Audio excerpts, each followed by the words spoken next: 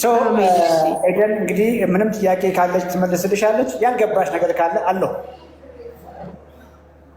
አዎ ዶክተር ማለት እኔ እንትንም ነው ለሌሎችም ሰዎች ሸር ለማድረግ ነው። በእርግጥ እንትን ጎበዝ የምባል እንትን አይደለሁም፣ ገና ፕሮሰስ ላይ ያለሁ ነኝ። ግን ደግሞ የኔ ሚስትሪ ምንድን ነው ዲያቤቲክ ሆኛለሁ። ፕሪ ዲያቤቲክን አልፌ ዲያቤቲክ ሆኛለሁ። ለ4 ወር ያክል ሜትፎርሚን 500 በቀን አንዴ ወስጃለሁ እና ባለቤቴን በጣም ፑሽ አረገኝ። ያንተን ፕሮግራም ደግሞ ረጅም ጊዜ መከታተል ጀምሬያለሁ፣ ከኢቢኤስ ጀምሮ ማለት ነው። ግን ኮሚትመንት አልነበረኝም ጨክኝ መተው ያለብኝን ነገሮች ለመተው። አሁን በቅርብ ግን መድኃኒቱን ከጀመርኩ በኋላ አግራቤት እየጨመረ ሄደ ጭራሽ። ለምን? እሱ ምንድነው አንድ መድኃኒቱን ስወስድ መዘናጋት የበለጠ ጀመርኩኝ። ይሄ ጣፋጮችን ምናምን መቀማመስ ጀመርኩ። ስለዚህ በቃ የሚሻለኝ በትክክል በሐኪሞች ተረድቼ ምግቤን አስተካክዬ ጤንነቴን መጠበቅ ነው ብዬ አሰብኩና ወደ እናንተ ፕሮግራም ገብቼ 1 ሳምንት ሆኖኛል። በዚህ 1 ሳምንት ውስጥ ብዙ ባይባልም ለውጦች አሉ።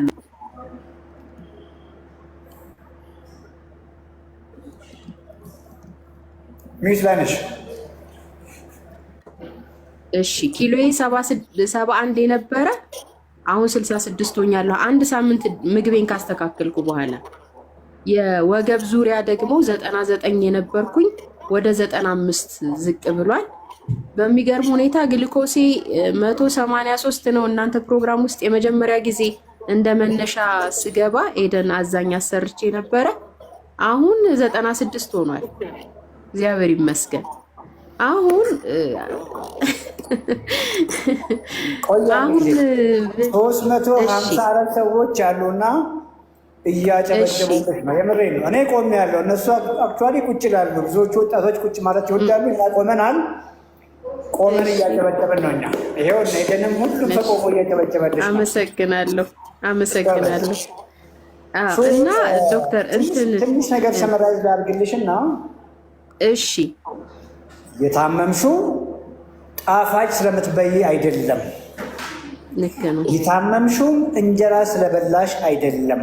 የታመምሽው እቺ ሳምንት ኤደን ያስተማረችሽን ምግቦች ትበይ ስላልነበር ነው። ሰውነትሽ እሱን ፍለጋ ነው እነዚያ ምግቦች ኦቨር እንድትበይ እያደረገሽ ያለው።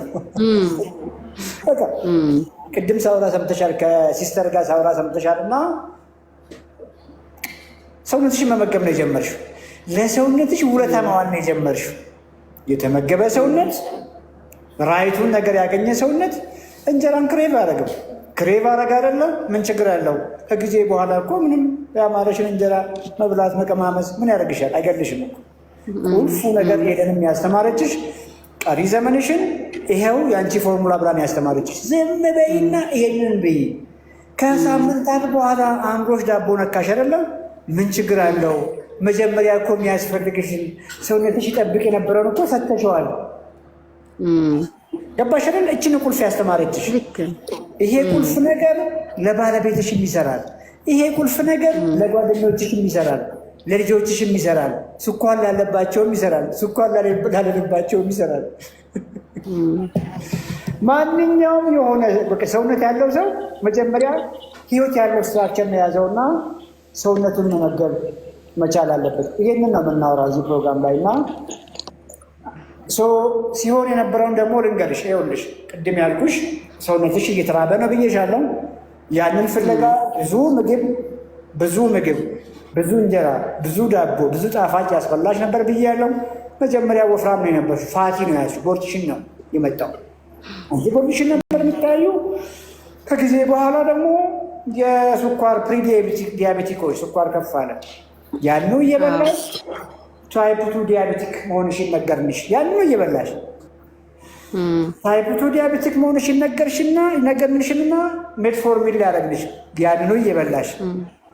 ያንኑ እየበላሽ ተስማምተሽ ብትቀጥይ ደግሞ አንድ ጊዜ ከዓመታት በኋላ አይንሽ እኮ እንደዚህ፣ ኩላሊትሽ እንደዚህ፣ ልብሽ እንደዚህ። በዚህ መሀል ያጣሽውን ላይፍ አስቢ።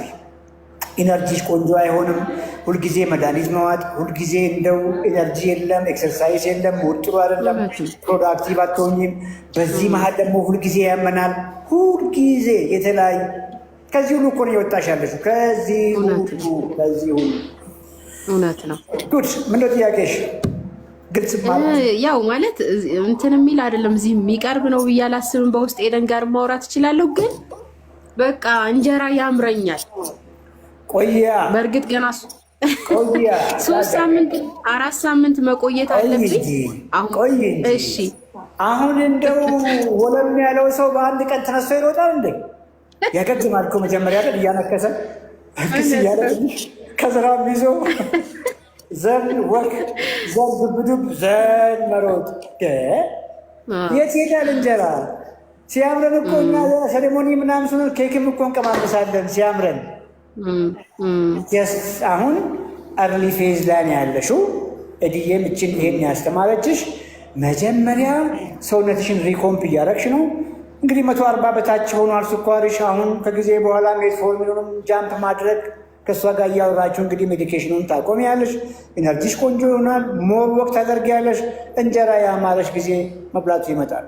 ቀሪ ዘመንሽን ማታደርጊው እኔ እንግዲህ ሰጀስት ነው ማድረግሽ ቋሚ ምግብ ሆኖ እንጀራ በወጥ እንጀራ አላልኩሽም፣ እንጀራ በወጥ ቋሚ ምግብ ሆኖ ቁርስም ላይ ምሳም ላይ እራትም ላይ ምግብ ሊሆንሽ አይችልም።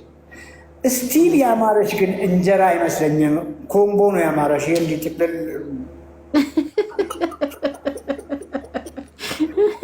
አይደል? እሱ እኮ ነው ያማረሽ። እሱ እኮ ነው የሚያምረሽ። ስለዚህ ትንሽ ጊዜ ስጪ። ሰውነትሽ ይነግርሻል እኮ አሁን እየቀለለሽ ነው። እንቅልፍሽ ቆንጆ እየሆነ ነው። ሙዲሽ ቆንጆ እየሆነ ነው። እሺ ከጊዜ በኋላ ግን ከእሷ ጋር የተነጋገራችሁ ኦኬዥናል ትሪት አልፎ አልፎ የሚነካቱ ነገሮች ይሆናሉ። በርቺ። አመሰግናለሁ ዶክተር። እሺ ዶክተር ስላገኘው ደስ ብሎኛል። አመሰግናለሁ። እኔ 1-2 ጥያቄዎች ያሉኝ። እኔ ራሴን ለማስተዋወቅ መብሬ ነኝ ከሐዋሳ። ቆይ እንጂ ሐዋሳ እኮ እሑድ ዕለት ነው ሐዋሳ የነበርነው። መች ጋበዝከኝ አንተ? ያ ሁሉ ሰው ሲጋብዘኝ አንተ ብቻ መረጃው አልነበረም። ከዚህ በኋላ ኢንፎርሜሽን ይኖራል። ይኖረኛል። እድሜ ስንት ነው? 42 እድሜ 42 ነው። ቁመት ስንት ነው? 1.70 ሜትር